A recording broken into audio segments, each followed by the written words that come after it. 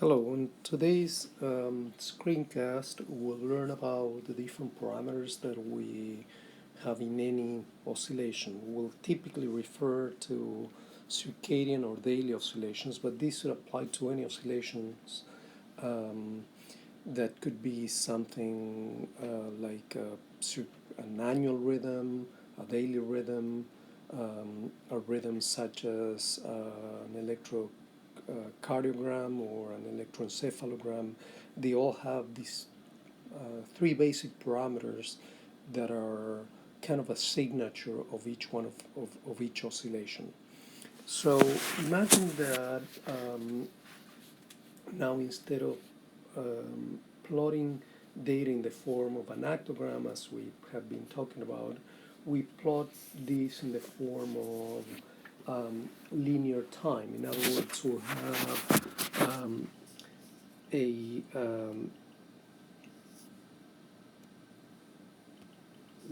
y-axis that will represent the values of whatever we are measuring. So this will be variable x. And you could imagine this as, just so I don't confuse it with the x-axis, let's call this variable a. Let's imagine that you're measuring temperature throughout the 24-hour cycle, and then you will plot this versus time. So on the x-axis, you will have time. So again, this variable A could be anything. For instance, the levels of a hormone, the levels of activity in an animal that is running on a wheel, temperature, for instance, if you measure it continuously, and anything else that you can think of that you're interested in characterizing throughout time, particularly throughout the 24-hour circadian cycle. So then let's say that this variable, whatever it is, oscillates with a sinusoidal wave, which I'm represented here. And you could say if this is really a daily or circadian oscillation, this could be day 1, day 2, days 3, and so on. Okay. So there are three basic parameters that will characterize this oscillation. The first one is the period. And in the circadian jargon, we typically use for period the Greek letter tau. So many times you will see that as tau. And the period is defined as the time that it takes for the variable to reach a value, to reach the same, or actually, sorry, it's the time that it will take for that variable, for the slope of that variable to reach the same exact value. In other words, if you take, for instance, this value here, it will take this time for this variable to, for the slope of this variable to take the same value.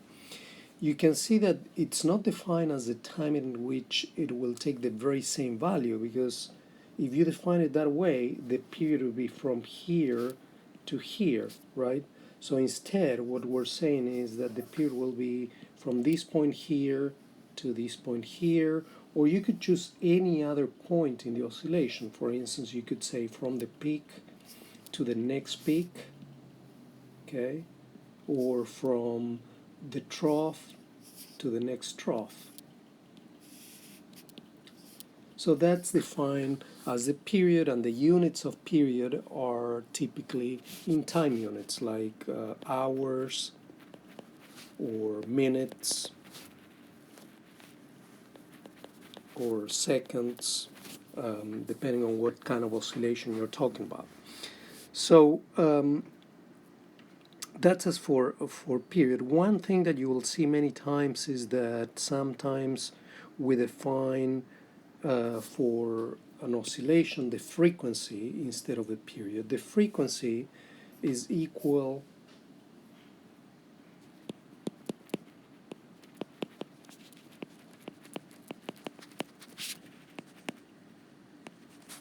equal to the inverse 1 over period.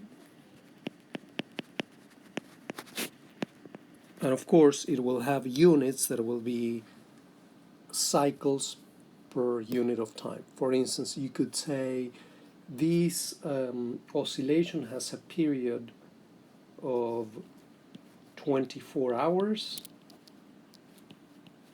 or you could also say this oscillation has a frequency of 1 over 24 hours.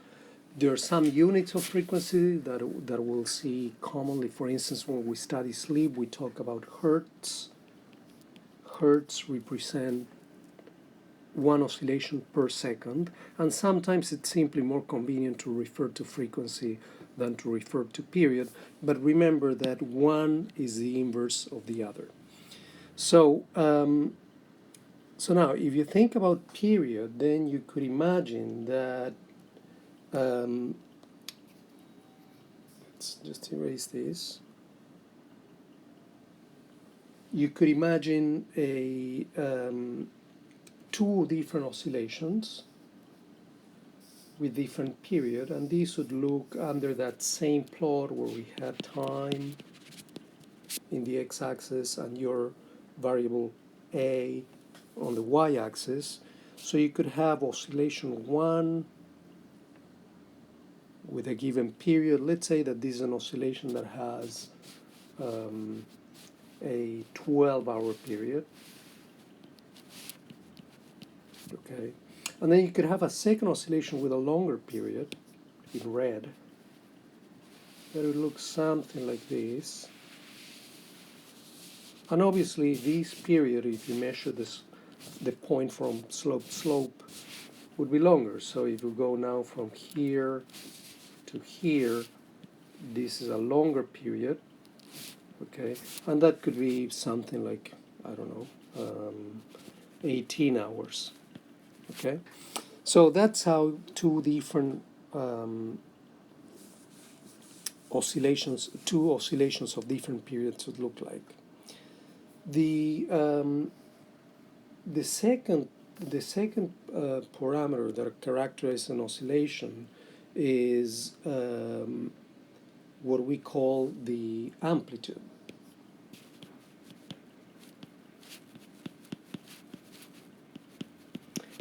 And again, in our linear time plot, where we have your variable a versus time, you could think of an oscillation like this, and the amplitude is typically defined as the distance from peak to trough, right, that distance, so divided by 2. So what this parameter gives you an idea is how widely your variable is oscillating across time. And you could think about this as the measure of how strong your oscillation is, and the units, of course, of amplitude are measured in whatever the units of your variable are. For instance, if you're measuring temperature, your amplitude will be measured in degrees centigrades typically. If you're measuring a hormone, your amplitude will be measured in, for instance, milligrams per liter of blood, or some other unit that will represent the concentration of the hormone. If you're measuring activity, it may be revolutions, wheel revolutions per minute, etc., etc.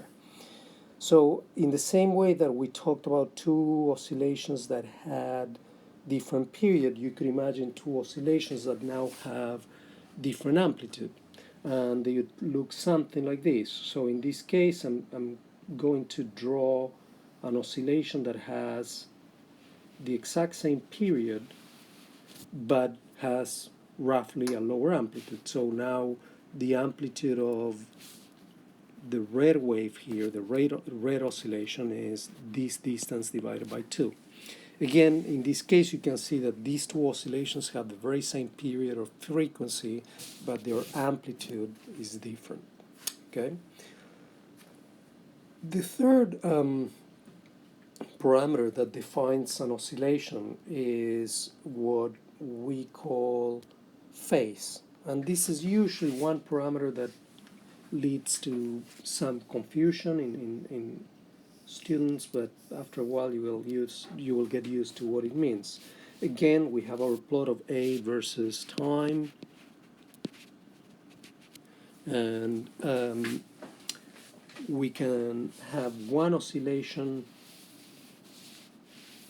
like this, and typically the way we define phase is the time at which your oscillation, your variable, adopts a specific value. For instance, you could say the phase of this oscillation, I could ask you, what is the phase of the peak of this oscillation, for instance, here, okay?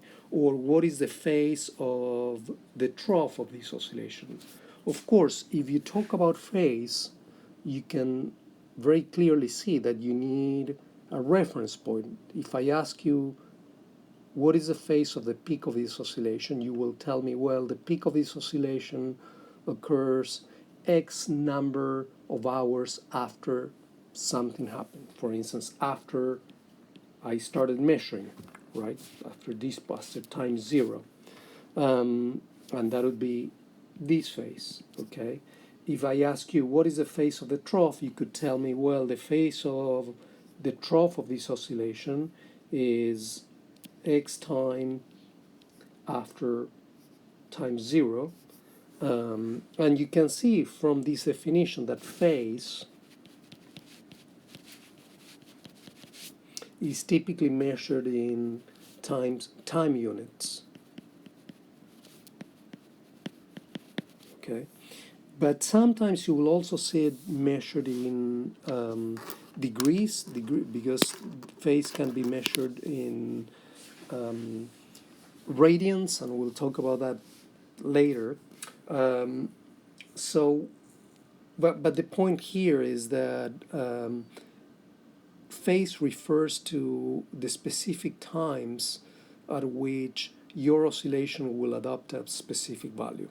Okay, so you could envision in the same way that we looked at different waves that had different oscillations that had either a different period or a different amplitude, you could think about now an oscillation that has the exact same period, the exact same amplitude, but a different phase, and this will look something like this.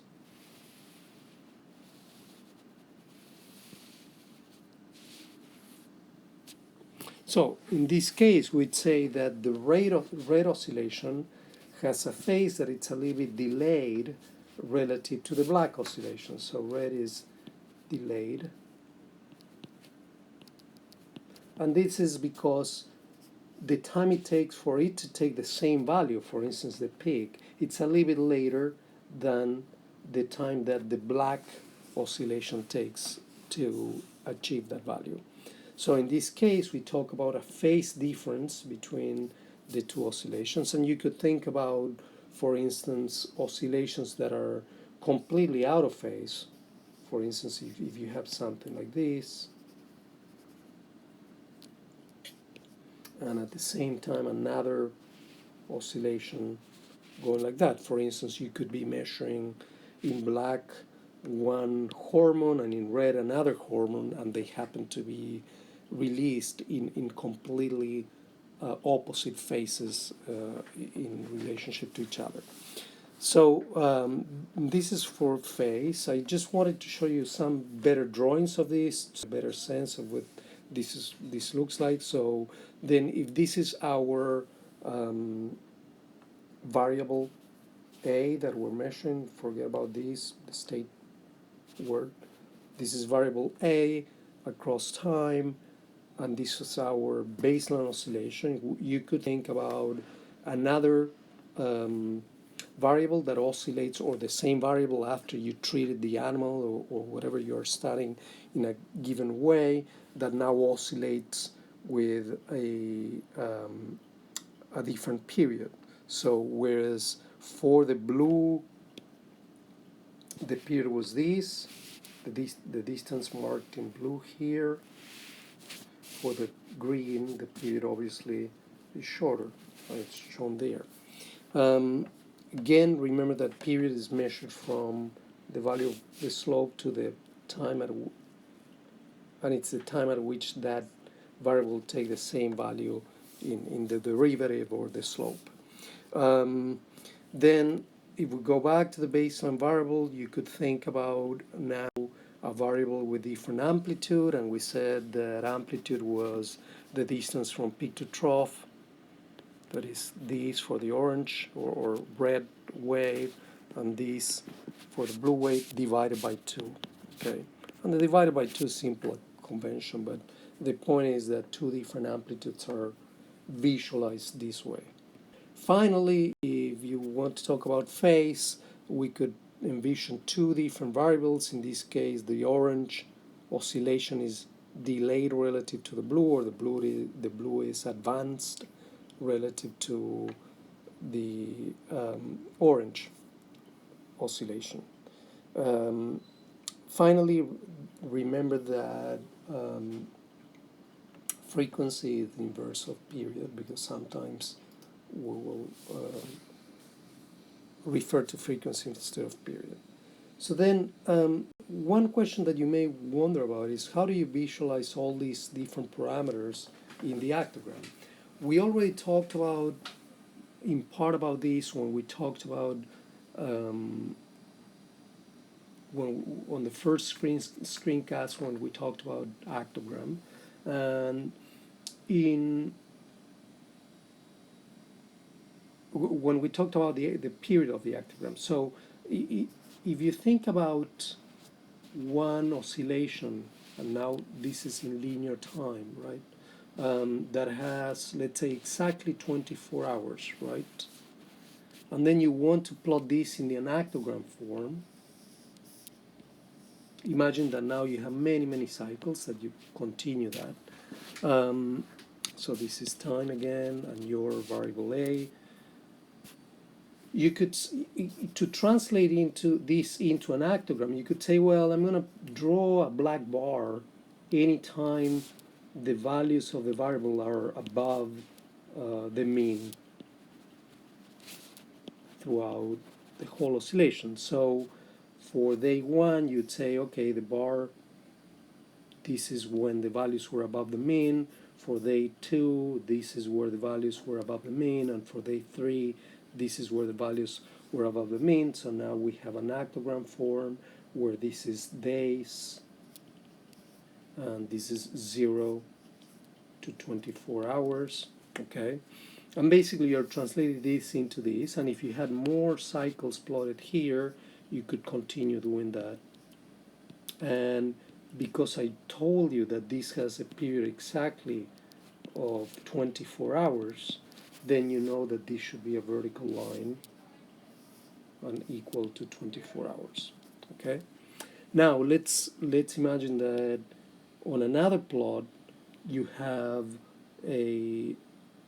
or in the same plot you have a variable that oscillates with a period that is shorter than 24 hours, like this, okay, and that period is somewhere, let's say, 18 hours. If you were to plot now this red wave into the same actogram, this would look something like this. I'm just going to draw it on top. On day 1, the bar would be where the values are above the mean,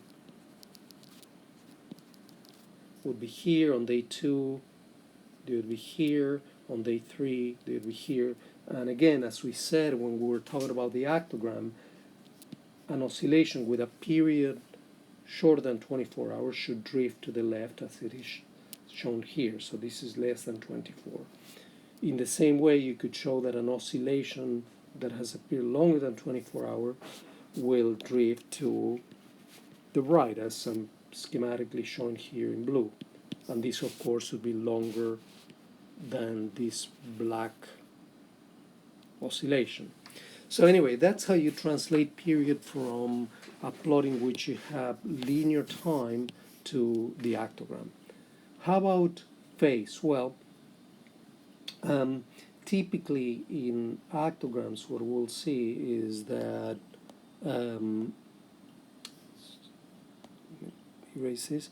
You will see that um, we we plot on actograms phase shifts. For instance, if you have now, let's say that we're talking about a free running rhythm of an animal, and this is days.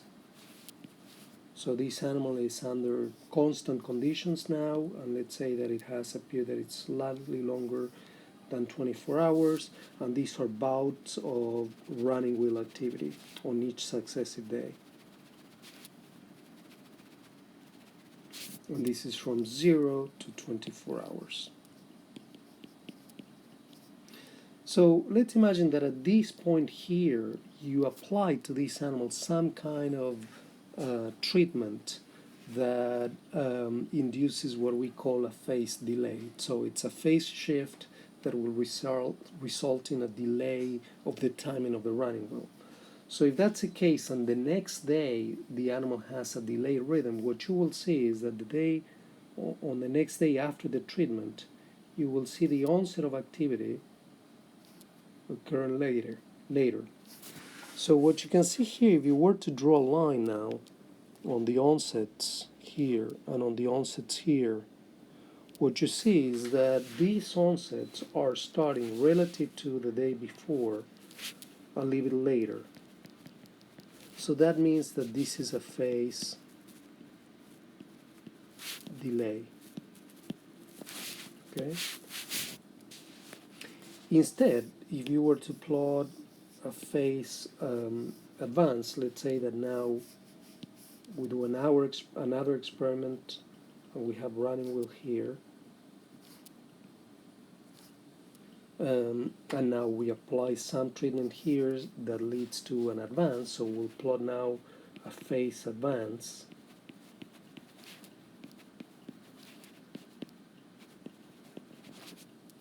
So this will look something like this. So on day number 4, the onset of activity will be a little bit earlier now. So if you draw the same line through the onsets, you will see that this is earlier than it used to be the day before.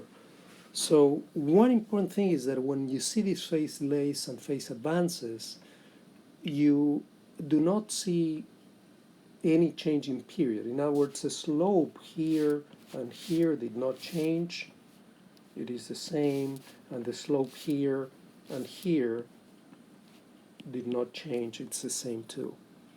But what changed is when the timing of the onset of activity.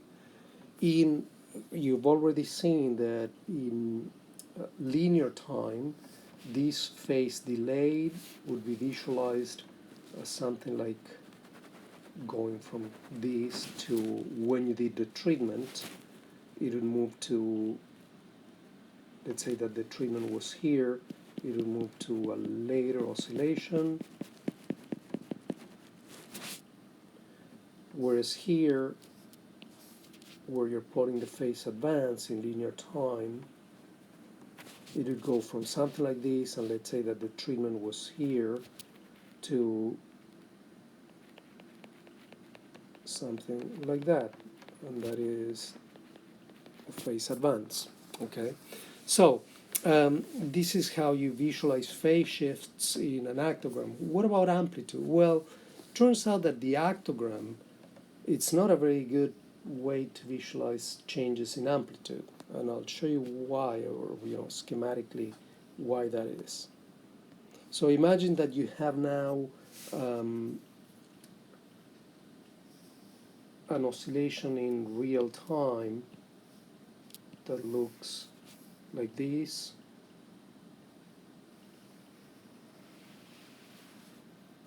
Right? And then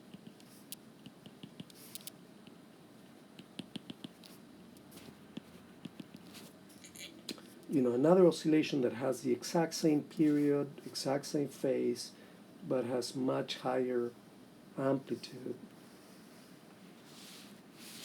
right?